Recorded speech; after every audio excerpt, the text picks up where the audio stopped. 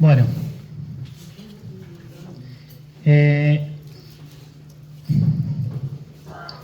así como hoy hablamos de las infecciones virales, que hicimos un sondeo de la zona, también lo hicimos con los vectores, ¿sí? Todo, en mi caso, pensando en las infecciones virales. Entonces, como dijo antes Gonzalo y también Mariel comentó, los vectores de infecciones virales son dos pulgones, principalmente, Mysus persicae y Apis gossypii, y la mosca blanca, Bemisia tabaci, que también entre todos transmiten los virus que provocan, por ejemplo, el encrespamiento amarillo.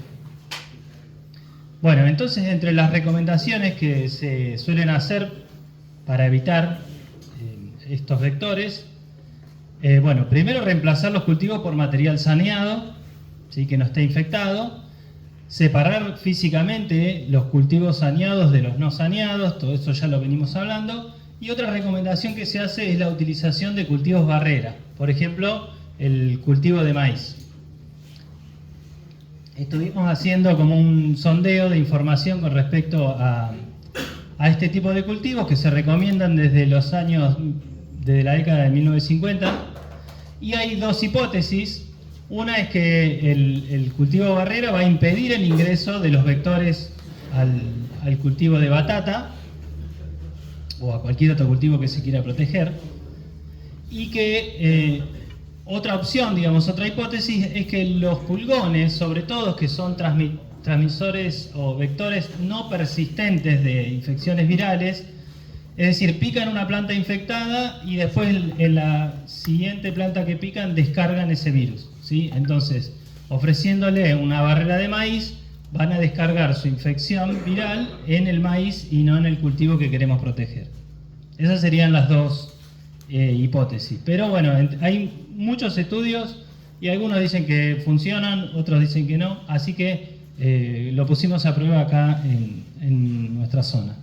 Entonces trabajamos con distintos tipos de lotes que no tenían barrera, donde pusimos 3 estaciones de muestreo, una por fuera del lote y 2 adentro, es decir, nos vamos cada vez más adentro del lote. Hubo otros lotes donde se trabajó acá en la estación experimental con material saneado y que se lo rodeó por un cultivo barrera de maíz. Eran 3 filas de maíz, se rodeó todo el cultivo. En esos casos en que el cultivo tenía una barrera, tenemos una trampa o una estación de muestreo extra, que la llamamos con una B, porque está sobre la barrera. Y también al analizar lotes comerciales nos encontramos en algún caso que había una barrera de coníferas alrededor, en realidad en uno de los lados, y que separaba el lote de un lote de soja, así que también evaluamos esa opción. Cada estación de monitoreo entonces tenía una trampa adhesiva amarilla y una trampa líquida amarilla, es esta que está acá, la trampa líquida, y esta la trampa adhesiva. En esta la utilizamos más que nada para hacer un recuento, y esta para poder identificar las especies.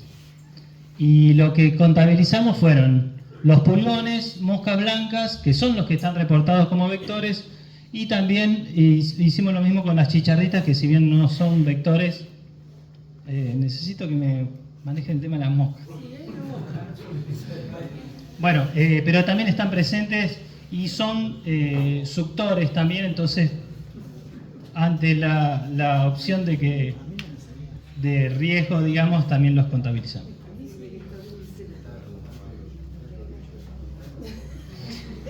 Está conmigo. Una trampa adhesiva. Bueno, entonces, hicimos el monitoreo en 2 temporadas distintas, en 2 campañas de producción.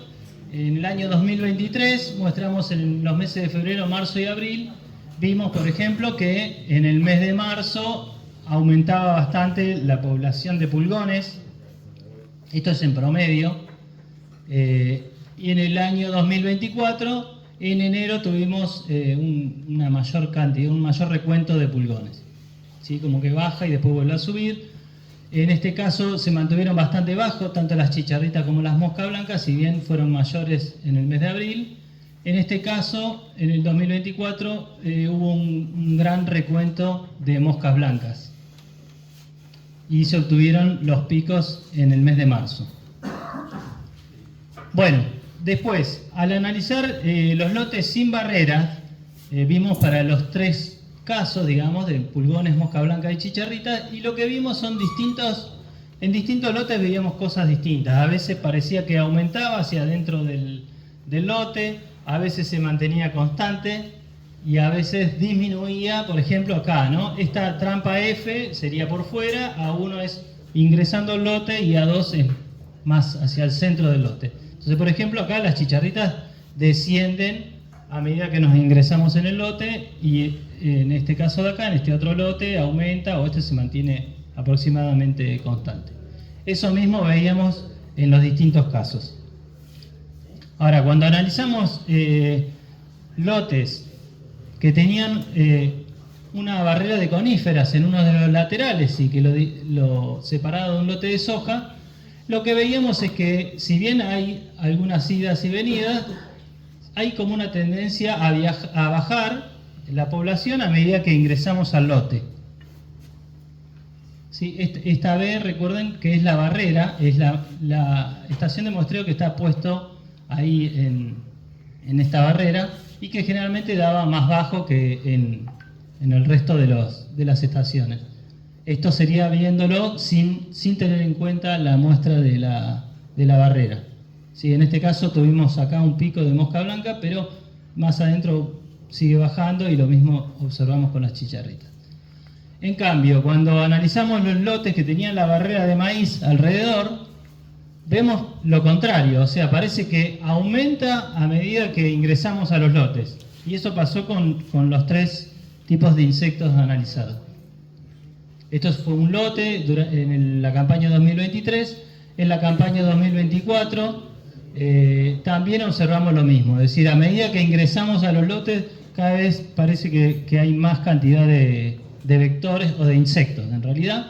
Y en el caso de la chicharrita, observamos que el pico estaba en la barrera, es decir, la barrera de maíz estaba como atrayendo a una especie de chicharritas que es la Dalbulus maidis, que durante ese año hubo una gran población y que la estaban monitoreando por otros trabajos, así que bueno, fue un dato que nos sirvió además para otras cosas. Bueno, y en las trampas líquidas, que tomamos muestras así que se conservaban mejor, digamos, los insectos, pudimos identificar a los pulgones que están reportados como vectores, entre otras especies. Por ejemplo, esta especie de pulgón, Sipha maidis, estaba solamente en la cortina de maíz, es decir, la cortina de maíz también no solamente que hizo que aumentaran las poblaciones, sino que además atrajo a otros insectos que podrían traer otros problemas, no a la batata. Bueno, también vimos la mosca blanca de Mysia tabasi, que en este caso sí la vimos adentro de los lotes como formando colonias. Bueno, y con respecto a las chicharritas, como les dije, Dalbulus maidis, que encontramos en gran cantidad y que se encontraba principalmente en la barrera, y otras especies también que no están reportadas como problemáticas para la batata. Pero bueno, la idea era ver un poco cómo estaban compuestas las poblaciones y en algún caso tratar de ver si podemos hacer una PCR de estos insectos para ver si están transportando o siendo de vectores de virus de batata. Bueno, entonces como conclusiones, las barreras de maíz no impedirían el ingreso de los insectos, sino que además atraerían a otros insectos que podrían ser potencialmente problemáticos. Y esto no significa necesariamente que la barrera no funciona, porque, como dijimos, está la otra posibilidad de que los pulgones descarguen el virus que llevan en esa barrera de maíz y entonces no lo ingresan a los lotes de batata. Y bueno, por último, las barreras de conífera, que tienen una mayor altura, en nuestro caso vimos que sí lograron disminuir la presencia de vectores en los lotes de batata. Bueno, muchas gracias.